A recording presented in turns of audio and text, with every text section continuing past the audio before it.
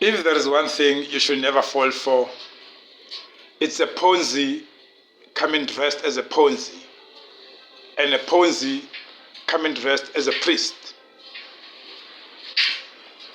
I'm using the two because there is a difference in Ponzis.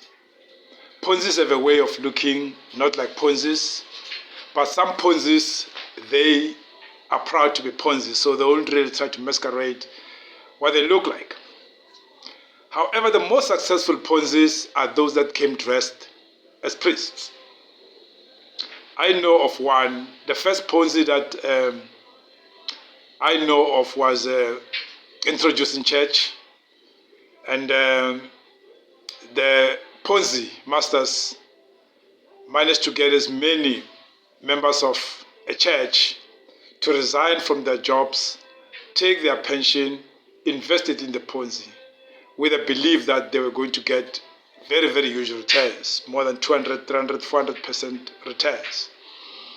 And a sizable chunk of members of the church, because they were a church that had middle class people, took their monies, invested in the Ponzi, or invest in inverted commas, and that was the last they heard about the Ponzi.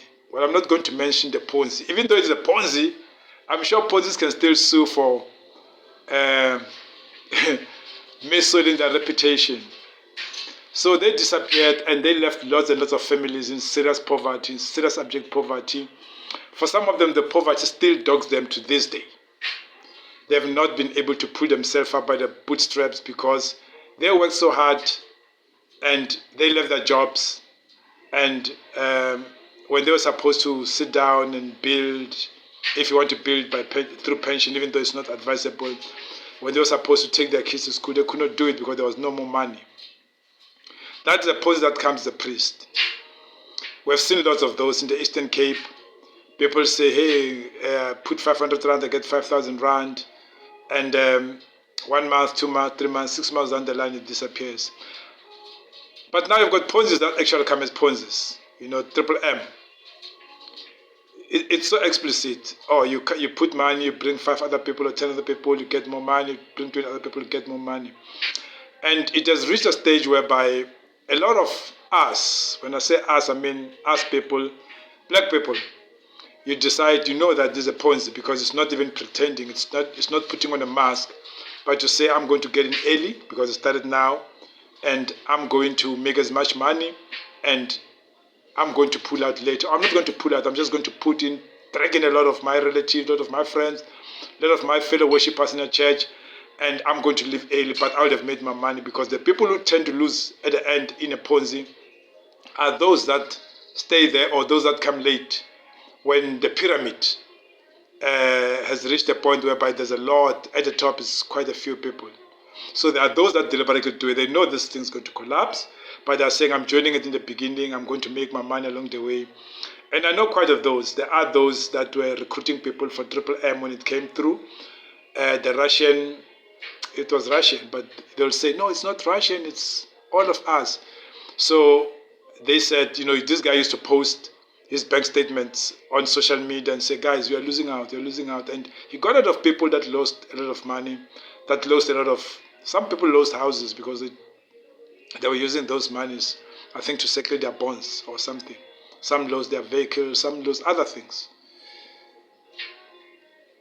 But the point behind this post about Ponzis that come as priests and Ponzis that come as humans is this. Look, there is no single person who will find a mine that they can be able to dig and pull out the minerals, who is going to come and invite you to come and pull out the minerals with them. It's not going to happen. Where somebody finds a river which is water can heal, and it's such a river, so much water, abundance, he decides, hey, there's so much water, no, I need to invite people on social media, I need to go on Facebook and say, oh, you want to make 10,000 a day? Here's the number, email me or DM me, because I've got access to so much water, I don't know what to do with it. Otherwise, if that was the case, the police called me, guy, I don't know what these legal bills are now, Let's suppose his legal bills are 10 million and he chooses to settle for 100 million from Vodacom. Let's say Vodacom says, we're going to give you 100 million and its legal bills are 10 million. I think it would have been easy for him to say, I'm selling 10 million worth of my legal bonds. You come and buy legal bonds for 10 million, big. Everybody can bring in a 20 rand to 30 rand. And I'll take the money and settle my lawyers. And then I'm going to take 100 million and I'm going to bring 20 million. I'm going to reward you 50% on the bond that you have.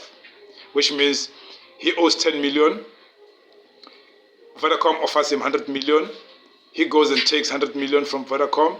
And then he comes back and says, everyone that helped me to settle the bill, my legal bills, I'm going to give you extra. So he takes 20 million from the 100 million, and that's what he gives everybody, and then he's sitting on 80 million. Could have been easy. He could do that if he wanted to do it. I don't know what his legal bills are. I don't know what Vodacom is offering. But he's not going to do it. He wants billions, and he doesn't want you. He's not going to invite you to come aboard and say, oh, everyone else, I'm going to pay you to come and protest outside of court, and when you win, you're going to get this much. So, but I've seen this on social media. In South Africa, some couple of weeks ago, I was reading I was on social media, somebody posted, I think it's his own ideas of Forbes, the richest South Africans. And I went through the list. I don't know the richest South Africans, to be quite honest. I know the ones that Forbes has profiled. The ones that are rich in other ways, I don't know them. Like the ones that are rich and, like I can't even tell you if Ivan Khoza is a billionaire or not. I don't know. I can't tell you if Kezam Taung is a billionaire or not.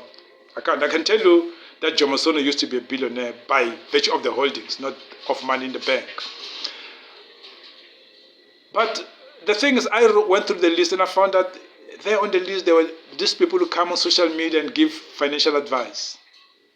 You know, people come here. Optics matter.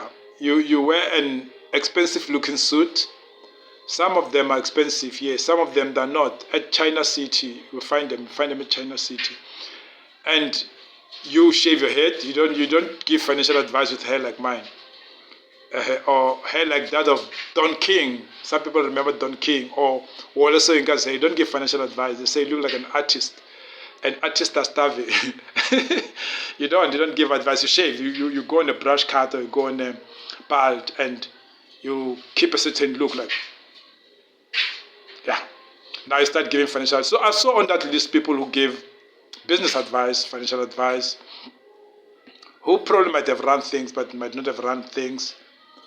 I saw people who have written books about making money. Yeah. There are books about making money. People are giving tips away. And the list was there. And it worried me because it's a perception South Africans have that you can be somebody claiming to be doing forex trading, and when they put you on the list of the richest people, the danger is you can jump from the list into social media and tell people you can help them to make money through forex trading, and are going to get a lot of people to come in. And we all know forex trading in South Africa up to now, especially that which is full in social media, has resulted in nothing but people losing their monies, people losing their investments. It has resulted in nothing but broken hearts and broken promises. And because people are used to a pyramid that looks like a pyramid where you recruit others, they don't see this thing of forex trading. I'm going to help you do forex trading as another form of somebody trying to rip you off of money. But my point is, there's nobody who is going to jump from here to you, from the street, because he's making money and come to you and say, let's go make money. It doesn't happen. Somebody will say, invest 100,000 here, you're going to get 300,000. Ask yourself one question. If someone is wealthy, or wealthy, not rich, that difference. If someone is rich, someone is sitting on those millions they claim they can help you make, why is it that the things that they're posting are those that you can get through credit? Why are you posting on your socials as a way of recruiting things that can be gotten through credit? Why don't you post things that you're trying to recruit? You're trying to recruit people to come and help them make money because you've made money. Why don't you post something that you can get without credit? Something you can get without going into a bank and getting money.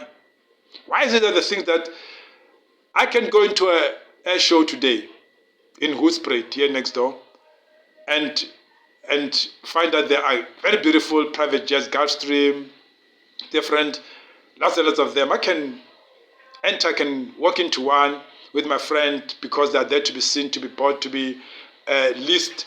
I can walk in, sit in that private jet, have pictures taken, and I can go to a car show anytime in Kalami or anywhere else in Cape Town, somewhere in Cape Town, and there will be all those expensive cars. I can walk into a showroom and just sit in a car, or I can actually just lean with a car and have pictures taken. I can have my fake jewelry. I can have a bottle of Moet and Chandon, or I can have Ace of Spades. I can have my fake Dolce & Gabbana, my fake Giorgio Armani, my fake Fini, and have pictures taken and post them there and say, I am opening opportunities for you. Because you saw me in a plane, in a private jet, sitting on the stairs. You saw me in a Bentley. You saw an Ace of Spades. You saw me in front of this palatial home. And because you're buying into optics, you're putting money because you want those things. But those are things anybody can get for free. Not get, anybody can pose in front of for free. So yeah, we need to be more careful when it comes to our obsession with money. Yeah, there are people who are obsessed with money. They dream money. Our obsession with money, we need to be very careful because when they say root, money is the root of evil, they don't mean that the paper, the currency transacts the root of evil. They just mean it actually inspires people, it instigates people to be evil. And we have seen that. And as long as people will believe they can make money, they'll go to these churches. Bushiri took a lot of money from people because people believed in the miracle of money, that pastors can do it. That was a Ponzi in a masquerading as a priest. Because they knew people want things. Bushiri used to show people expensive cars, expensive suits. And that's how they actually were sold. And that's how they were bought. So you need to be careful of things like that. You need to sweat. You are going to eat through the sweat of your brow. And don't be lied to. Whoever wants you to make money with you, they're going to invite you privately to a partnership or a collaboration. They're not going to put the social media as a fishing exercise. Because that's basically what it is. They're fishing. They don't care who they catch as long as they're going to get something from you. Like and subscribe and avoid being stuck in Ponzi's. Avoid being ripped money by people who all they've got is advice on social media and stupid books to write. Let's make the circle bigger, ASAP, a South African perspective.